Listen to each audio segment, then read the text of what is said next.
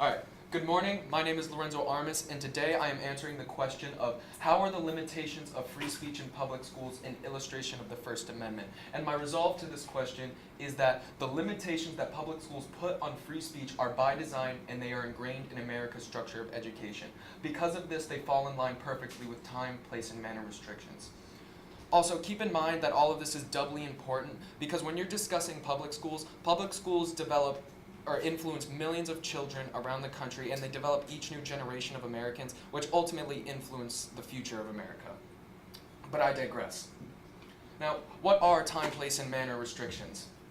There are essentially a set of guidelines that determine when it is appropriate or not appropriate to put limits on the First Amendment. The First Amendment states, Congress shall make no law respecting an establishment of religion or prohibiting the exercise thereof, or abridging the freedom of speech or of the press, or of the right of the people peacefully to assemble and to petition the government for a redress of grievances.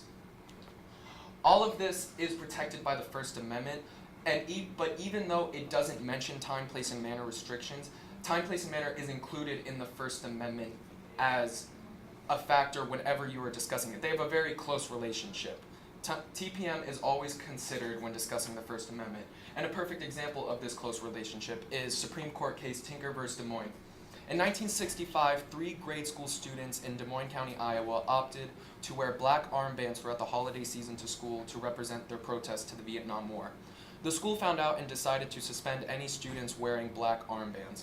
All 3 students wore the black armbands. All 3 students were suspended between December 16th and 17th. They sued the school district through their parents, and their case made it all the way to the Supreme Court. The Supreme Court ruled in their favor. Now, right here I have a stock image of a man wearing a black armband around his bicep, just as the students in Des Moines County would have. And as you can see, this black armband is no more distracting than a colorful pair of shoes or a Hawaiian pattern button-up shirt, which is why the Supreme Court ruled in the students' favor.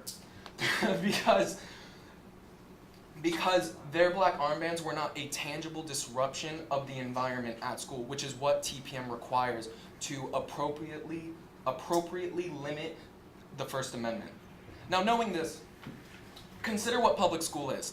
Public school is not a system of education. Public school is a system that is meant to further the economy. As said by Ken Robinson, our American education systems are modeled on the interests and needs of industrialism. And right here I have a drawing of a factory. Factories are separated into separate facilities for separate functions. Schools are separated into science, math, reading, all separated by walls. Factory schedules are dictated by a bell. Schools, beginning of class, end of class. Factories put out one uniform product. Schools put out one uniform product. A graduated high school student with a certain amount of credits. This is not a system that requires free thought. This is a system, an environment where free speech and free thought are a disruption. It's not meant for that. As also said by Ken Robinson, this system is educating people out of their creative capacities. And when you do this, you're educating people out of their creative thought. Now, creative thought is not mentioned in the First Amendment, but it is still, or freedom of thought is not mentioned in the First Amendment, but it is still vital. Because everyone knows that language is not instinctual. You need to learn language, and to learn you need to think. So, when you limit someone's creative thought, you're limiting their creative speech, and you're putting those limits on their speech. But those limitations, however wrong they may be, they are part of this system, and they are allowed by the Constitution because those things are a disruption to this environment. There is an opposing side to this. The opposing result is that freedom of speech is a right no matter where someone is, and especially in schools. This is actually supported by Tinker v. Des Moines, which I mentioned earlier, because in their verdict it was stated that students did not lose their First Amendment rights to freedom of speech when they stepped onto school property.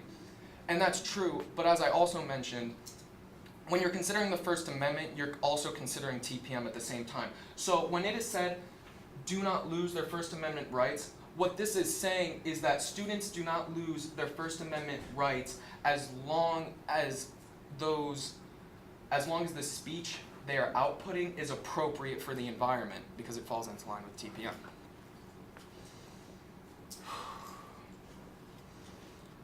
At the end of the day, free speech is not free. There is always a price. There will always be limitations, no matter where you are around the world, in the same country, in any culture. There are always limitations.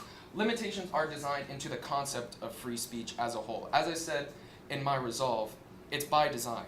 It's by design within public school systems, within the concept of free speech itself. There will always be limitations. Thank you. What are your questions?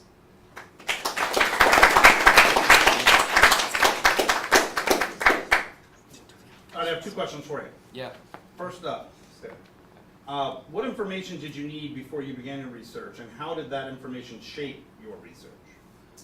Well, the information I needed, first I needed factual information, such as the case Tinker vs. Des Moines, but I wanted to make my argument slightly philosophical too, so I needed sources such as Stanford Encyclopedia of Philosophy with what free speech is, and opinions from experts such as Ken Robinson, so I could do that. Yeah, because I established it with the Oyas Case Library, and then I used Ken Robinson's opinions and Stanford Encyclopedia of Philosophy. And second question. What additional questions emerged from your research, and why are these questions important? The additional questions that emerged from my research is how this would impact the country, because looking into it and how the school system actually was related to industrialism and how similar they are, it made me think about what the actual purpose of school is and what the implications of that are. And if I had more time, I would have done more research into that and how it affects the country. Thank you, sir.